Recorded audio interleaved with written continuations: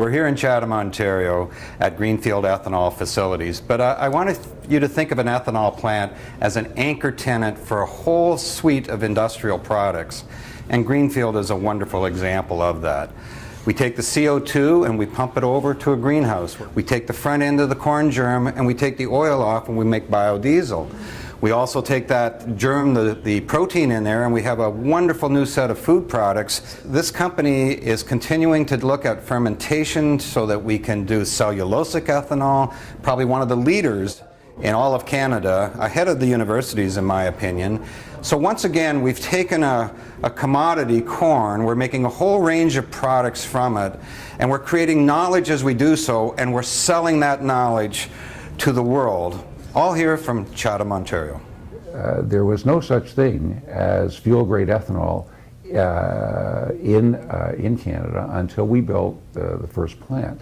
And this was before any mandates or anything else. And the purpose being, the ecological and business purpose being to have a renewable fuel, to add to your gasoline so that you would not be completely dependent on oil. It would burn cleaner. It has a higher oxygenate value.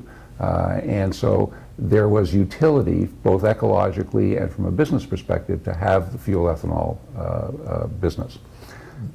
We recognized fairly early on that we would have to add value-added co-products to our mix. For every ton of corn that goes through a first-generation ethanol plant, approximately 1/3 of that will result in ethanol, your major product.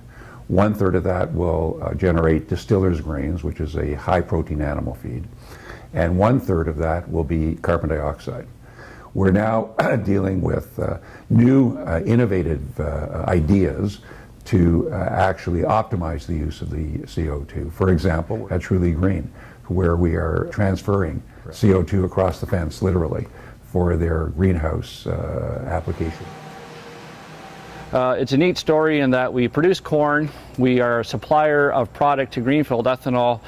The corn, the truck can come and dump the corn down the pit, which in turn is turned into ethanol. There's a byproduct called distiller's grain, which we use in our feedlot operation as a supplement in our feeding program. That truck can be loaded up with distillers on its way out, brought to the feedlot operation. And by default, in that process, there's waste heat and CO2, which can now be pumped across the road to Truly Green farms and theoretically in the afternoon of that day used to grow tomatoes. Another example is using the CO2 in a new technology that we're collaborating on today as the feedstock to produce a drop-in renewable fuel, whether we're talking about jet fuel or a diesel fuel. And using CO2 in a very innovative way for that purpose. That's the kind of biorefinery strategy that we have adopted and are continuing to employ. When we established this facility, we intended it to have two principal functions. One, to support our existing business and to provide all the lab capability and all the scientific capability and all the engineering capability rolled into one, to advance our first generation capability and developing absolutely new technologies that are state of the art and are completely innovative and optimizing those technologies for commercial exploitation by the company. Here we are in our analytical lab, which is equipped with a series of 18 high consistency mixers.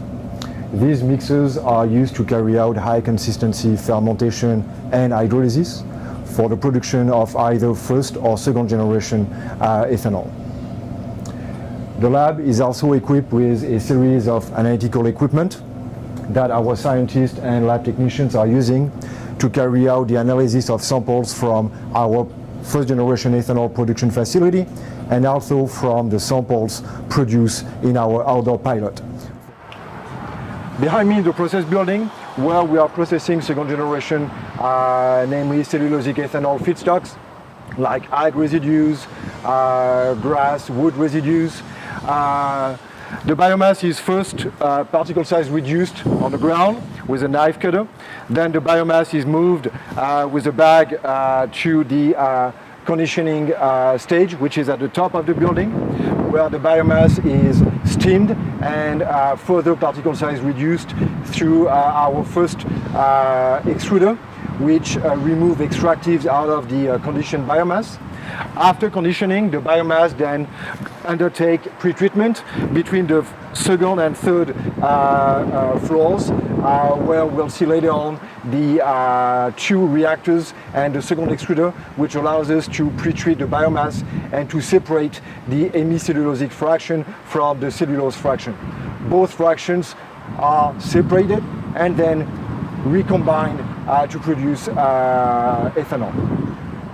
We're the only one that has the extensive R&D lab capabilities where we are today. I don't think anyone else has this capability, and so it separates us from the crowd.